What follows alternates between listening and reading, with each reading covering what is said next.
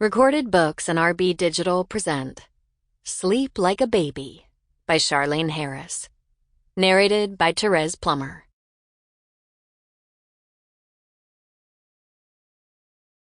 Chapter 1.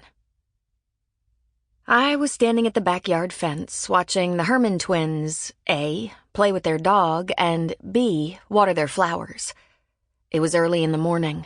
The only time of day it was tolerable for me to go outside in July in Georgia, since I was approximately as big as a rhinoceros. "Are you past your due date, Ro?" Peggy called, as she tossed a ball for Chaka for at least the 20th time. I sighed. Yes, 3 days.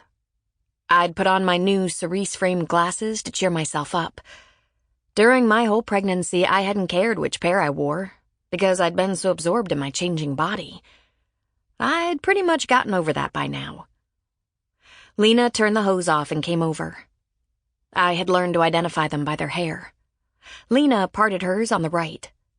Both the sisters were in great shape. They took turns walking the dog and they played tennis. Peggy and Lena were very self-sufficient in the household repair department, too. I found them admirable and daunting. "I was early with my twins," Lena said.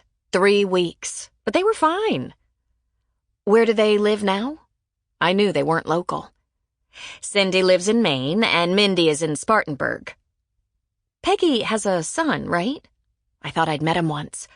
"Kevin. He's in Atlanta, but he's a doctor and a dad, so he doesn't have much spare time." I nodded. It seemed like all I had now was time, but I could imagine being busy.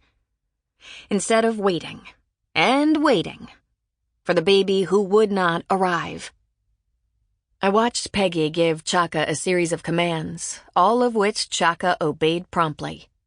"What kind of dog is he?" I said. It was clearly something.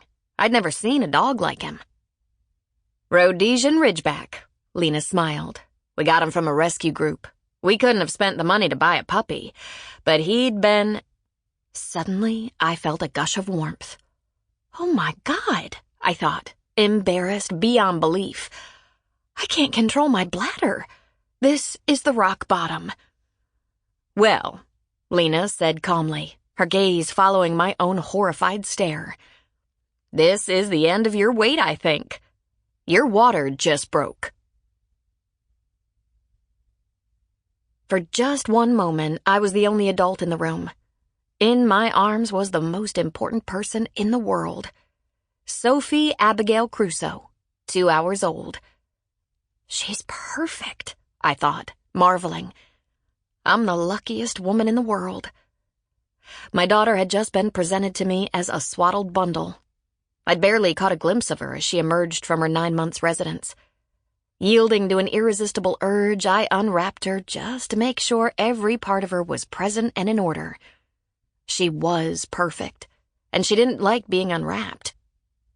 Sophie made her dissatisfaction known in no uncertain terms, and I hastily and clumsily re-swaddled her. I felt guilty. I'd made Sophie cry, for the first time. My husband Robin stuck his head around the door and eased inside as if he weren't sure he was welcome. "How are you?" he asked me for the 20th time.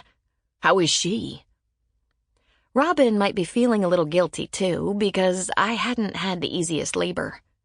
In our childbirth class, I'd met a second-time mother who told me she didn't know what all the big fuss was about. She'd felt like she had indigestion for an hour. Then her baby had popped out. About midway during the 12 hours it had taken me to bring Sophie into the world. 12 very long hours. If that woman had walked in my room and I'd had a gun, I'd have shot her dead. But it had all been worth it. "I'm fine," I said. "Just tired. And she's so great. All 8 pounds. I held her out to him, smiling. "And she has red hair." Red-haired Robin took Sophie as carefully as if she were an ancient Ming vase. He looked down at the tiny face, and my heart clenched at his expression. He was totally smitten. "Can I put a moat around our house and build a 10-foot wall?" he asked. "I don't think the neighbors would approve," I said. "We'll just have to do the best we can to keep harm away from her." I tried. Sample complete. Ready to continue?